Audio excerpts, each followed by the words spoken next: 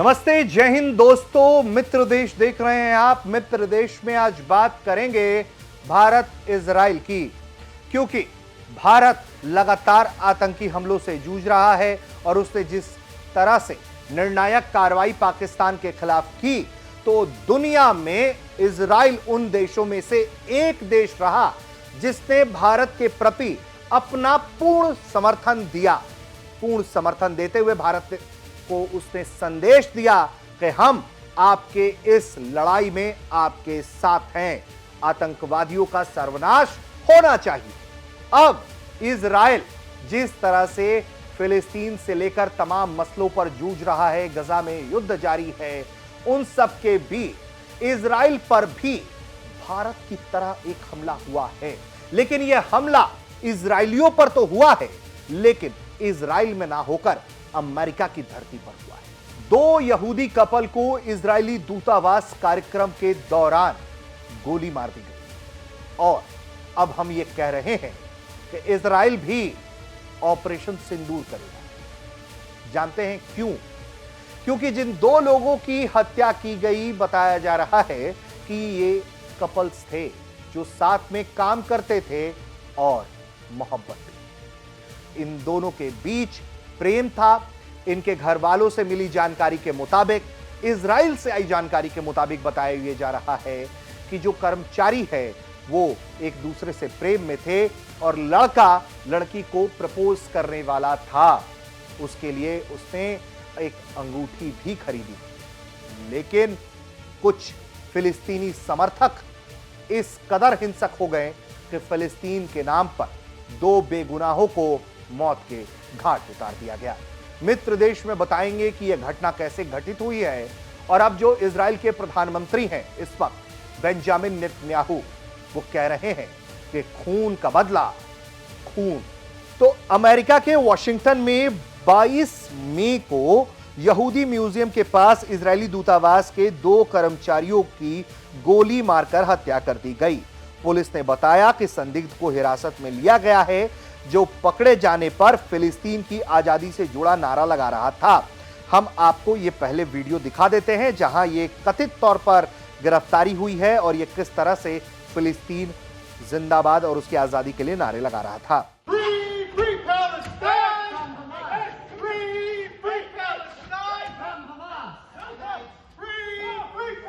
मारे गए लोगों में एक महिला शामिल है।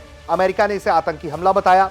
इजराइल के पीएम बेंजामिन नेतन्याहू ने भी हमले की कड़ी प्रतिक्रिया दी है। इस हमले पर इजराइल के पीएम बेंजामिन नेतन्याहू ने अमेरिकी अटॉर्नी जनरल पॉम बॉन्डी से बात की। इजरायली दूतावास के कर्मचारियों की हत्या पर अमेरिकी प्रशासन के सामने अपनी नाराजगी जाहिर की। पीएम नेतन्याहू ने अमेरिका में इजराइल के राजदूत येचियल लीटर से बात कर घटना का पूरा ब्यौरा लिया। साथ ही राजदूत और दूतावास के कर्मचारियों को अपना फुल सपोर्ट देने की भी बात कही है। अमेरिकी अटॉर्नी जनरल पॉम बॉन्डी ने पीएम नेतन्याहू को हत्यारे और दूतावास के दो कर्मचारियों की पहचान के बारे में जो जानकारी दी है, उससे भी लगता है कि यह बहुत द्वेषपूर्ण और आतंकी हमला ही है। अटॉर्नी जनरल ने पीएम से कहा है कि उन्हें इस घटना का खेद है और अमेरिकी राष्ट्रपति डोनाल्ड ट्रंप इस घटना पर चिंतित हैं। साथ ही अमेरिका हत्यारे को न्याय के कटघरे में लाकर रहेगा। अटॉर्नी जनरल बॉन्डी ने हमले में मारे गए यंग कपल के परिवार के प्रति अपनी संवेदना व्यक्त की है। देखिए, मौत होती है, हत्या होती है, आतंकी हमला होता है। उसके बाद 22 तारीख की यह घटना, ठीक एक महीने बाद जब भारत के पहलगाम में एक आतंकी हमला होता है और उनसे उनका धर्म पूछ कर मारा जाता है। लोग परिवार के साथ छुट्टी मनाते हैं और वहां आतंकी आते हैं, धर्म पूछते हैं और उनकी जान ले लेते हैं पुरुषों की। और लोगों से कहते हैं कि जाके मोदी को बताएं। मोदी सरकार सेना को फ्री हैंड देती है, सेना कार्रवाई करती है, ऑपरेशन सिंदूर लॉन्च होता है, पाकिस्तान में बड़ी तबाही मचती है। और अब हम ये क्यों कह रहे हैं कि इजराइल भी ऑपरेशन सिंदूर करेगा? क्योंकि जो कहानी सामने आ रही है वो काफी हृदय विदारक है इन दो इजरायली दूतावास के कर्मचारियों की, जिसके कारण हम ये कह रहे हैं कि ऑपरेशन सिंदूर अब इजराइल भी करेगा। हालांकि इसमें जो हत्यारा है उसके पीछे किस तरह की साजिश है और कौन लोग थे, इसकी अभी विवेचना जारी है। अमेरिका मान रहा है कि आतंकी हमला है, लेकिन ऑपरेशन सिंदूर को लेकर भारत के प्रधानमंत्री ने जो जैश का हेडक्वार्टर है बहावलपुर, वहां से महज 100 किलोमीटर दूर एक सभा में जो बात कही है, वो क्या कही है सिंदूर को लेकर, वो आपको सुनना चाहिए और फिर बताएंगे आपको कि नेतन्याहू ने क्या कहा है, क्यों कहा है। मोदी का दिमाग ठंडा है, ठंडा रहता है, लेकिन मोदी का लहू गर्म होता है।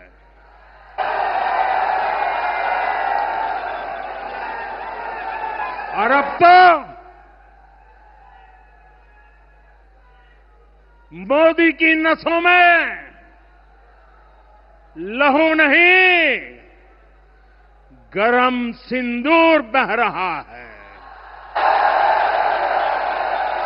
तो ये आपने भारत के प्रधानमंत्री को सुन लिया, जहां उन्होंने बताया कि क्यों ऑपरेशन सिंदूर लॉन्च किया गया और क्यों पाकिस्तान के आतंकियों को मिट्टी में मिलाने की सौगंध जो खाई गई थी उसे करके दिखाया गया और आगे के लिए चेतावनी दी गई। इजराइल की अगर हम बात करते हैं तो इजरायली दूतावास ने बताया है कि इस हमले में मारे गए यारिन और सारा दोस्त थे, कलीग थे, दोनों बेहतर जिंदगी जी रहे थे और करियर में अपने पीक पर थे।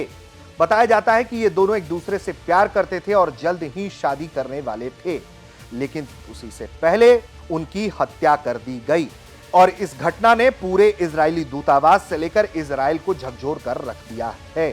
अमेरिका में इजरायली राजदूत येशिल लेटर भी बताते हैं कि सारा और यारोन जल्द सगाई करने वाले थे। यारोन ने सारा के लिए इसी हफ्ते अंगूठी भी खरीदी थी। वो अगले हफ्ते जेरूशलम में सारा को शादी के लिए प्रपोज करने वाले थे। खूबसूरत जोड़ा था। वॉशिंगटन पुलिस चीफ ने इस पूरी घटना के बारे में जानकारी दी है कि दोनों मारे गए लोग म्यूजियम में हो रहे कार्यक्रम को अटेंड कर बाहर निकले थे, तभी यह घटना हुई। जो हमले का आरोपी शख्स है वो इस वक्त अमेरिकी पुलिस के कस्टडी में है और उसने जिस तरह से फिलिस्तीन की आजादी के नारे लगाए, वो बताता है कि यहूदियों के प्रति अब जो नफरत है वो कैसे फैलती चली जा रही है। वहीं इजरायली पीएम इस पूरी घटना पर कहते हैं कि खून का बदला खून से लिया जाएगा। क्या कहते हैं वो कहते हैं कि यहूदी विरोध के खिलाफ साफ रुख के लिए अमेरिकी अटॉर्नी जनरल और राष्ट्रपति ट्रंप का आभार। नेतन्याहू ने कहा कि हम इस बात के गवाह हैं कि इजराइल के खिलाफ यहूदी विरोधी भावना और उकसावे की कितनी भयानक कीमत चुकानी पड़ी है। इजराइल के खिलाफ खूनी जंग की कीमत खून से चुकानी पड़ती है। इसके खिलाफ पूरी ताकत से लड़ना होगा। नेतन्याहू ने मारे गए लोगों के प्रति अपनी गहरी संवेदना व्यक्त की है। साथ ही उन्होंने दुनिया भर में स्थित इजरायली दूतावासों और कर्मचारियों की सुरक्षा बढ़ाने की भी मांग दोहराई है। तो जिस तरह से ये कार्रवाई हुई है, जिस तरह से ये आतंकी हमला हुआ है, अब देखना होगा कि इजराइल अपने 2 लोगों की हत्या का बदला कैसे लेता है, क्योंकि इजराइल इस बात पर बहुत साफ और सख्त रुख रखता है कि एक भी इजरायली को खरोच आएगी तो गोली का जवाब वो भी गोले से देने पर यकीन रखता है। और अब जब इजराइल के प्रधानमंत्री बेंजामिन नेतन्याहू ने खुद कहा है कि खून के बदले खून से कीमत चुकानी होगी, तो देखना होगा कि इसके पीछे जो लोग शामिल थे उनका क्या हश्र इजराइल करता है। हालांकि इस तरह के आतंकी गतिविधियों के खिलाफ भारत पुरजोर तरीके से दुनिया के तमाम देशों के साथ खड़ा रहा है और तमाम आतंकी हमलों के खिलाफ भारत अपनी आवाज उठाता रहा है। आप देख रहे थे भारत।